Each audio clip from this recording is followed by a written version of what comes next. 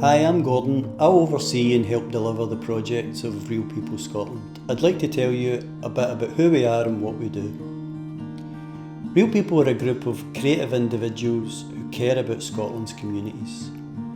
Our aim is to develop creativity within our communities and to help those involved in our projects to make connections with each other and to express themselves. Our projects specialise in teaching and nurturing film-making skills, but we also use other forms of creative expression, such as music, art, drama, and sometimes even physical activities and craft skills. Our focus is usually on young people between the ages of 11 and 26, but we're open to working with any group, provided the project feels right. If you're interested in knowing more about us, have a look at the Showreel, which follows this, and also the sample of films on our website. You can contact us by email or phone. We look forward to hearing from you and to working with you. Thanks.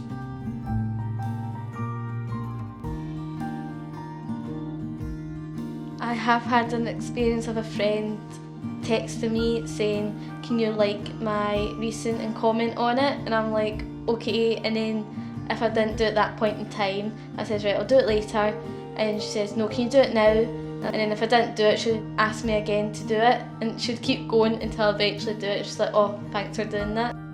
I think it does make people more nasty and critical over social media. Everyone's got a problem in their own life.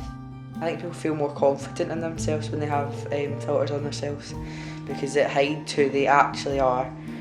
Some people could feel unhappy, and social media can be the only way they can escape and just be like, oh, everything will be fine, but then other people can be like, no, I'm fine in my life, I don't want to see your unhappiness on here. I do think people try and make their lives look better than what they are, and they don't show everything that goes on in their lives. I'm kinda annoyed that I didn't live back when my mum or something did, when there was no phones, because we can't really say that we've experienced that because we've never experienced a day without technology. I think it's a pride thing for me. Being a guy, it's quite hard to pick up the phone and say you're struggling, and I think that's what set it off for me, was I wasn't phoning people and I wasn't expressing how I feel, which is something that's really, really big in recovery. Is you need to be able to, especially guys have got that whole thing of bravado and pride get in the way of actually speaking about how you feel. So obviously guys' suicide rates are scarily high, and I think that's a big problem, is not being able or not feeling able to speak to people.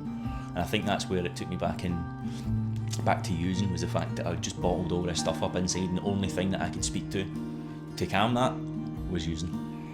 And now my relationship with my parents, my fiance, the people I've got in my life in recovery, it's unbelievable. And just my bonds with my daughter, being able to walk in from work and pick her up and give her a cuddle and play with her. I couldn't do that 4 or 5 months ago.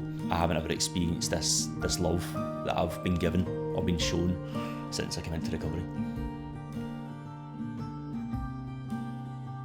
I've stayed with my uncle and auntie for almost 9.5 years now. It just felt normal for most of the time. Just when I came, I was only 5, and I guess it felt a bit weird since I'd saw them, but only when I was a baby, so I wouldn't remember. But after that, it was just natural, and it's just natural now because it's been so long. When I moved with my uncle and auntie, I was 5, so I don't really remember much with my mum. I imagine it was pretty good. It was seeing my mum just now was really nice. There's nothing really wrong about being emotional, I don't think, Obviously a lot of people will be emotional, they just don't want to show it. I don't feel uncomfortable, but sometimes you can feel uncomfortable, sometimes it's natural. If you're out with your pals and you just get bad news, obviously you won't hide it. The way I deal with it is just don't talk to people, I just go on my own.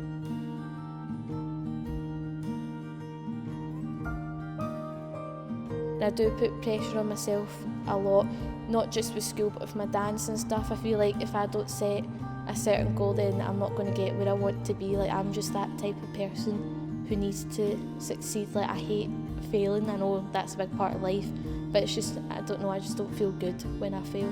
The things that make me happy and positive are probably dancing and singing and just being around with family and friends, because Like they always make me feel like, I don't know, there's just something around some people that give you that like buzz of energy that I love.